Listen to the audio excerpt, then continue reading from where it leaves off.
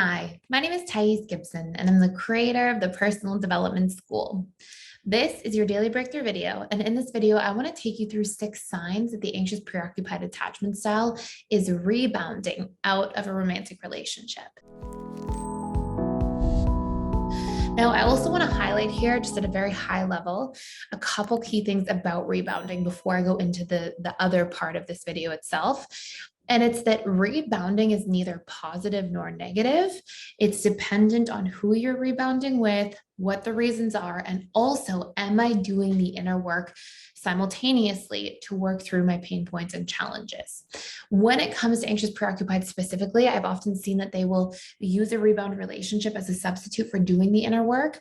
And while it may be something that produces short-term gratification because it may take their pain and suffering away of having to go through the feelings of a breakup early on, and it may actually create some kind of like relief that's short term, often what I see is that when the rebound doesn't work, it's almost like the suffering from a relationship is compounded when the breakup happens from the rebound, or that dynamic ends from the rebound. And it can be much more challenging for the AP to do that healing and to feel comfortable being on their own because of these different dynamics that are at play.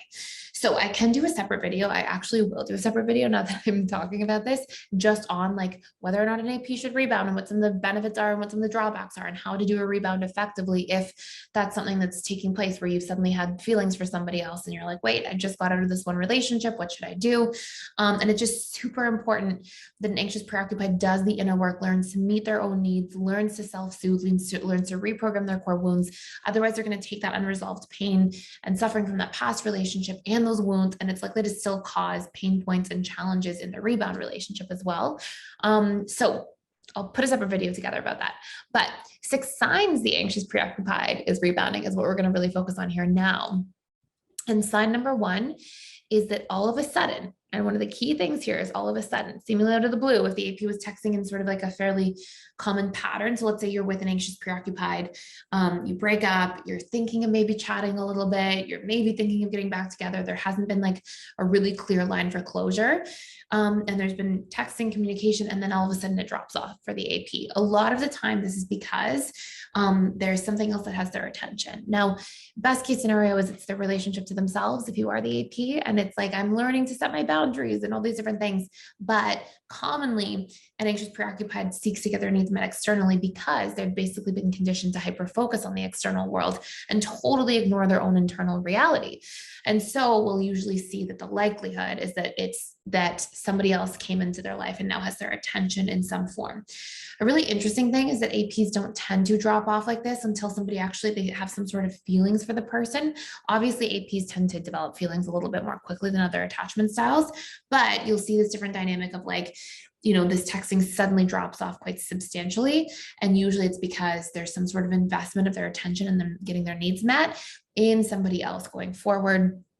And so that's our number 1. Our number 2 is that you see them checking your social media less often. Of course, this is presuming that you have a social media, that you can see them checking your social media, seeing them watching your, I'm so bad with social media, the reels, I think they're on Facebook or your Instagram stories. And you can tell I hardly use either of these too much, but I feel like a grandmother when I talk about social media. But anyways, you'll see this person like sort of following these things or like paying attention to them less and less. And again, this is usually because their attention is focused somewhere else externally. Number 3 is that there tends to be a sudden dynamic where the AP tends to be like quite good at maintaining their boundaries. And actually like, you said not to talk and they actually can hold back and not talk. And APs are very respectful people as a general rule. They don't mean to like disrespect people's boundaries or things like that. But sometimes when APs are panicking and they're in that really heightened state, their subconscious mind, when it's feeling like needy and anxious, will go back to the past and try to reach out to exes. And even if there was a discussion where it was like, hey, we're not going to talk anymore, or we're going to talk less, or discussions that happened, often APs accidentally sort of like break through those boundaries within a period of time. But suddenly you'll see like a substantial change where that boundary is maintained for prolonged periods of time. By the way, if you're the AP listening to this and you want to do reprogramming work, you can check it out for free. Check out our advanced anxious preoccupied attachment style course. It's like how to reprogram and also heal your anxious preoccupied style based on what stage of the relationship you broke up in. So it'll tell, were you in the power struggle stage? Were you in the security stage? And you can check out for free that course along with the how to heal from a breakup course if you're going through a breakup. And it literally has such powerful tools for targeting the subconscious level of like why we grieve and what grieving is all about. I highly recommend doing the course if you are going through a breakup, though. It'll give you like the worksheets, the steps, everything to just speed up the healing process. Anyways, okay.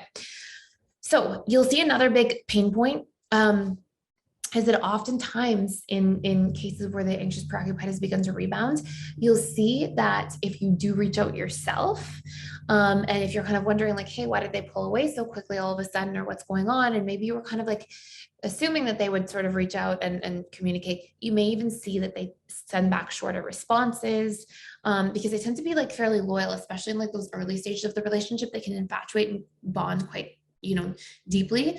So they may like send shorter text messages back, mention somebody else in passing, say like, oh, well, I was on a date or I was out to dinner with so-and-so, and kind of like drop it in there to create a bit of a barrier to protect their new bond that they're forming. And they may even go so far as to actually share with you that they're in a new relationship. And this goes hand in hand with our next one, which is that they may post something about it also on social media, like a date or post that they're at dinner, things like that. And sometimes it's because the AP is trying to protect that new bond. Sometimes it's because the AP is trying to like let themselves know that, hey, I'm invested in a new relationship and create that barrier. And sometimes it's because the AP is also trying to get into a situation where they're like, hey, I'm trying to let this person from my past know that they missed out. And sometimes it's their way of kind of like getting even if they felt taken for granted. And again, like when we see these things, obviously these aren't the healthiest approaches, but they can be because somebody had unmet needs in some form.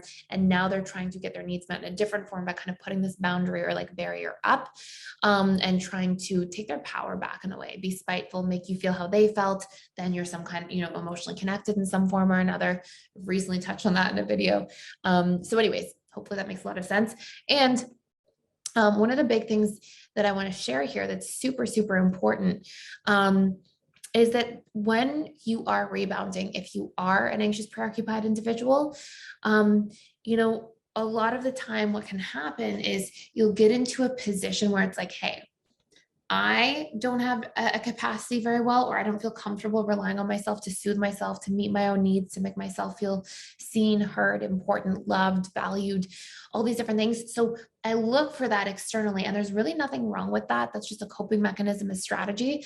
But what you will see over and over again is if I keep relying externally, then the moment something external I attach to it, it feels so fragile.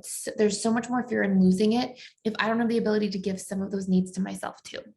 And it's like saying, like, if you're about to run out of gas and your gas tank's on empty, it's so much scarier to be in that position, right? It's like, oh no, how am I going to survive? If your gas is going lower and lower, but your tank's halfway filled, then you're not feeling like this profound sense of lack that's going to really activate you and make you feel really anxious and needy and scared and afraid. And so what happens is when we don't have this ability to replenish our own needs halfway, when the relationship externally runs out, we start feeling like, oh my gosh, like, how am I going to survive? Am I going to be okay? And so even if you rebound and it's that like, and even if you're building like a new attachment and a bond and you really like the person in a rebound relationship, none of that is bad. But to make that new relationship work, if it's something you truly want and if it's something you're truly invested in, it's also very important that you cater to taking care of those inner dynamics in the relationship to yourself as well. So I hope this all makes sense. Let me know if you want to see more content about rebounding. Let me know in the comments below too what your patterns tend to be around rebounding. I'm super curious. And if rebounding's been healthy for you or not. And I'll do a follow-up video about deeper things to pay attention to, steps, strategies, how to make rebound sort of work okay as an AP, patterns to really work through. And I hope that all makes a lot of sense. Thank you for being here. Thank you for watching. Please like, share, and subscribe if you haven't already. And I will see you in the next video.